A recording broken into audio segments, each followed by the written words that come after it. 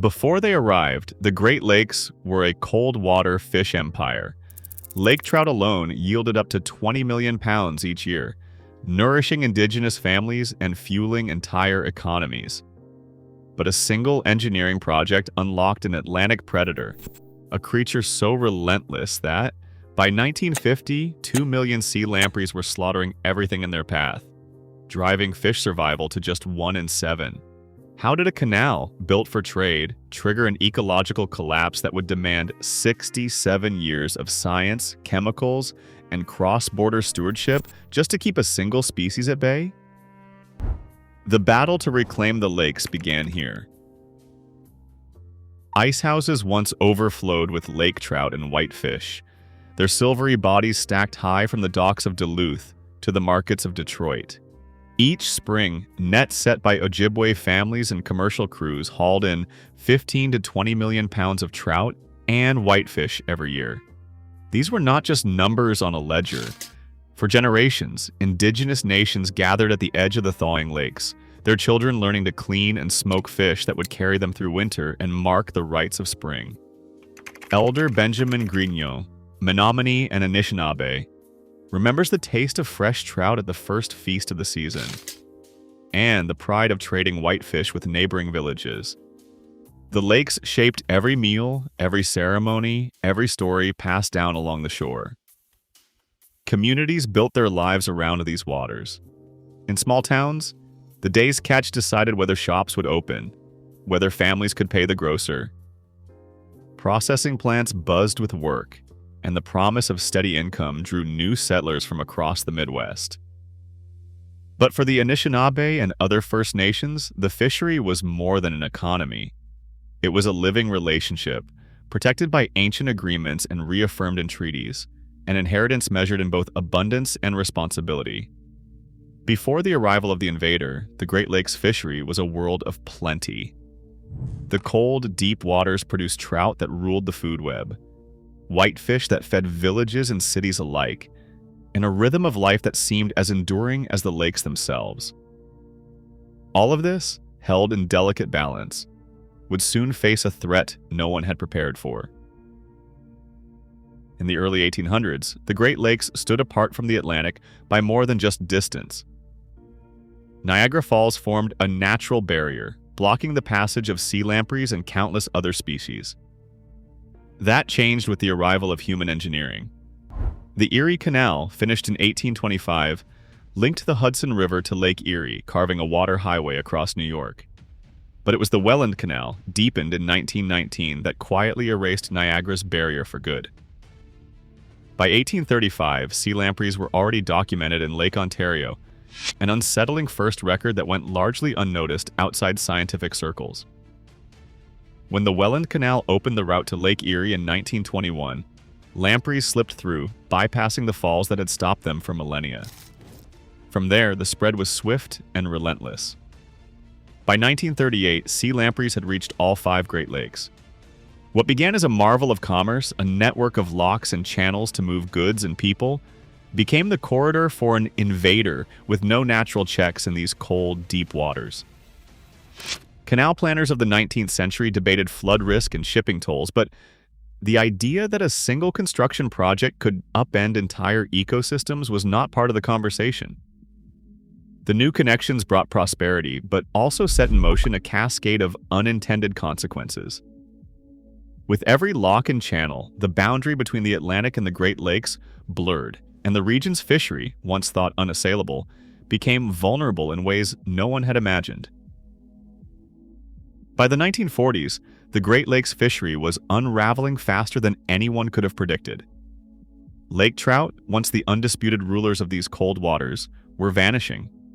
Commercial landings plummeted by more than 90% across the upper lakes. In some harbors, the day's catch barely filled a single crate. The few fish that did make it to market often bore deep, round scars, the unmistakable signature of a sea lamprey's bite. Decades of field studies showed that only about 1 in 7 fish survived a lamprey attack. Most of those survivors carried wounds that never fully healed, leaving them vulnerable to infection and predators. The collapse rippled through every lakeshore town. Families who had fished for generations found their nets coming up empty. Processing plants fell silent. A retired Lake Michigan fisherman once recalled, "We threw out every third whitefish. Buyers wouldn't touch them, not with those holes in their sides. Our town nearly died." For the Ojibwe and other indigenous nations, the loss cut even deeper. Traditional feasts and treaty-protected harvests shrank to memories. The lakes, once a source of both sustenance and identity, suddenly offered neither. At the height of the crisis, an estimated 2 million adult lampreys were killing up to 80 million pounds of fish each year. The economic fallout was staggering. What had been a thriving, multi-million-dollar industry supporting tens of thousands of jobs now teetered on the edge of collapse. Desperation mounted, and calls for action grew louder. But the enemy was elusive, and the old ways of fishing and management offered no defense against this new predator. Steel gates rose across river mouths, electrified wires buzzed beneath the surface, and teams of workers hauled traps into place. Each effort aimed at stopping the lampreys' relentless advance. By the early 1940s, fisheries managers had turned to the tools they knew. Block the rivers, and the invader would have nowhere to spawn. But the Great Lakes watershed is a maze, not a fortress. For every barrier installed on a main tributary, lampreys found a dozen smaller creeks left unguarded. The cost of building and maintaining these structures soared, straining budgets that had already been battered by the collapse of the fishery. Trapping campaigns offered little relief. Crews pulled thousands of adult lampreys from weirs and nets each spring. But for every parasite caught, many more slipped past in the dark or spawned in overlooked streams. The numbers never added up. Bounty programs briefly rallied local fishers who turned in lamprey tails for a few dollars each, but the payouts did nothing to reach the real stronghold of the species, the larvae. Hidden in the soft sediments of riverbeds, young lampreys could spend up to 7 years burrowed out of sight, feeding on detritus and evading every trap and net designed for adults. No mechanical barrier or culling program could touch them. Even when rivers were blocked or altered, the risks to native fish, especially migratory species, often outweighed the uncertain benefits. Habitat modification sometimes did more harm than good, disrupting spawning runs for trout and whitefish, while lamprey populations continued to rise. By the end of the decade, frustration had replaced optimism. The limits of conventional control were painfully clear. The parasite was thriving, the lakes were emptying, and the old toolkit, barriers, traps, and bounties, had failed to turn the tide. The search for a new solution was no longer just urgent, it was essential. In 1954, the United States and Canada signed the Convention on Great Lakes Fisheries, creating the Great Lakes Fishery Commission with a single urgent mission: to find a way to control sea lampreys. For the first time, scientists from both countries pooled their knowledge, setting aside competition in favor of collaboration. The problem was daunting. No one had ever devised a chemical that could kill an invasive parasite without harming the fishery it threatened to save. At the Hammond Bay Biological Station, a small team of biologists and chemists began an exhaustive search. They tested more than 6,000 compounds in the lab, exposing lamprey larvae and native fish to each in turn. Most chemicals proved too blunt, killing everything in the tanks. Others left the lampreys untouched. The process was tedious, sometimes demoralizing, and the stakes could not have been higher. Then, in 1956, the breakthrough arrived. A compound called 3-trifluoromethyl-4-nitrophenol, known as TFM, showed a remarkable property. It was lethal to lamprey larvae at concentrations that left trout and whitefish unharmed. Lab records from the time describe a moment of disbelief. Frank H. Smith, who led the Hammond Bay team, later recalled watching every lamprey in a test tank perish, while the trout swam on, seemingly unaffected. Years of frustration gave way to cautious hope. With TFM in hand, the commission faced its next challenge. Would it work outside the lab? In 1958, the first large-scale field trial took place on Michigan's Aqueoc River. The risks were real: unpredictable weather, local fears about water safety, and the possibility of failure. But when the treated waters flushed downstream, surveys found over 90% of lamprey larvae gone. For the first time, the Great Lakes had a weapon that could turn the tide against an invader once thought unstoppable. Before sunrise, a Lampreys crew leader checks the weather and river gauge reports. The day's assignment is to treat a tributary known for dense lamprey larvae. By 6 in the morning, the team unloads pumps, chemical drums, and a portable water lab at the river's edge. Every detail matters. Flow meters are calibrated down to the liter, because even a small spike in stream volume can dilute the treatment and let lamprey larvae survive. The team sets up dosing lines, each feeding TFM into the current at a rate matched to live stream data. Over the next 12 hours, crew members monitor sensors, adjust pumps, and test water samples from multiple points downstream. The goal is to keep the lamprey concentration in a narrow band, high enough to kill lamprey larvae hiding in the sediment, but safe for trout, whitefish, and other native fish. More than 70 permanent and seasonal barriers now span the region's most productive lamprey streams. Some are concrete, others are engineered riffles or removable panels, designed to block lamprey runs while letting most native species pass. Traps built into these structures intercept adult lampreys on their way upstream, providing both a physical check on the population and data for scientists tracking trends. In recent years, field crews have begun experimenting with pheromone lures, synthetic scents that mimic lamprey spawning signals, to draw more adults into traps or steer them away from sensitive habitats. Each season brings refinements, new wireless sensors, updated dosing protocols, and constant vigilance for shifting river conditions. The operation is relentless and essential.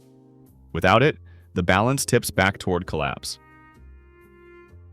Within 2 decades of the first large-scale lamprey treatments, lamprey numbers in Lake Superior fell by more than 90%. Across the Great Lakes, the population dropped from millions of adults to a few hundred thousand, a dramatic reversal from the days when every net brought up scarred or dying fish.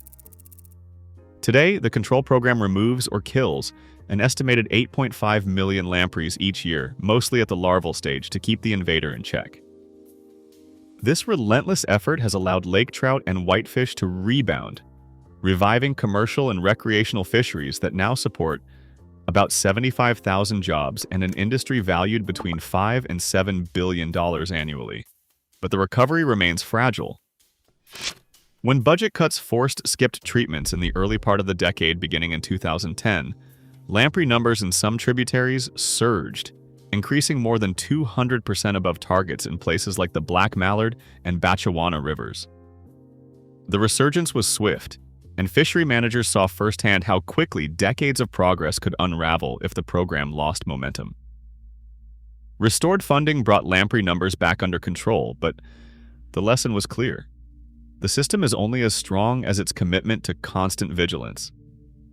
Graphs tracking lamprey abundance and fishery yields tell the same story. Success is real, but it depends on a perpetual, carefully engineered regime. Each year, millions of lampreys must be removed. Every treatment must be timed and executed with precision. And every funding lapse risks opening the door to another collapse. The Great Lakes fishery is no longer on the brink, but its future is tied to the ongoing battle against a predator that never truly goes away. No one claims victory over the sea lamprey. Even now, the Great Lakes remain locked in a chemical truce. Complete eradication is out of reach.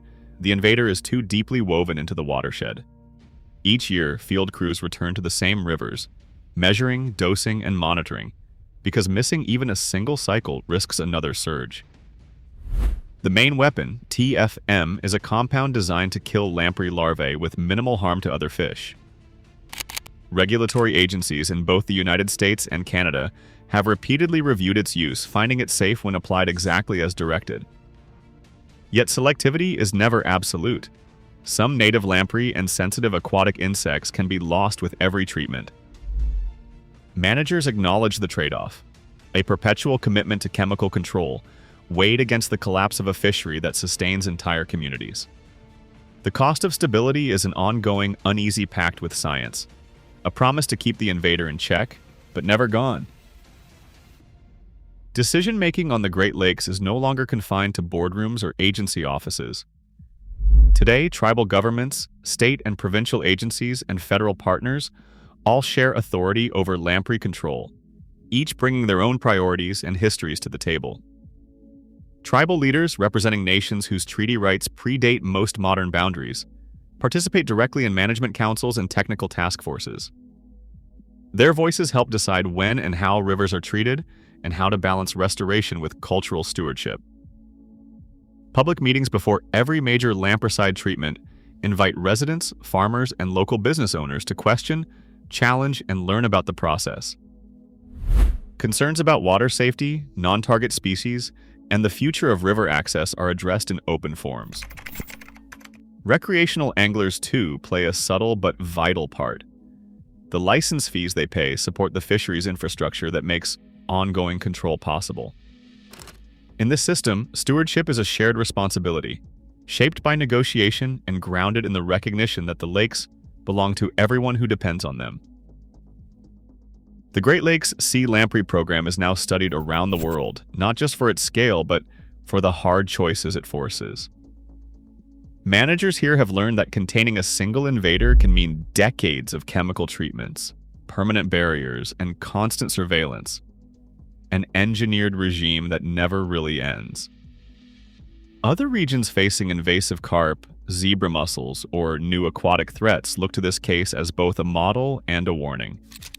Every new tool, from pheromone traps to gene editing proposals, raises questions about risk, reversibility, and who gets to decide what counts as acceptable harm.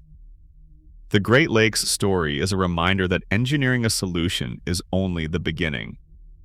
The real challenge is deciding how much intervention we are willing to live with and how to share the burden of protecting what remains. Invasions are easy to start, but the work of managing them never truly stops. Today, holding back one invasive species still requires relentless chemical and engineering effort. Over 8.5 million lampreys killed each year, with no end in sight. As climate change and global trade open new doors for biological invaders, the Great Lakes remind us, every shortcut we engineer may demand a lifetime of vigilance. The real price of invasion is not paid once, it is paid forever.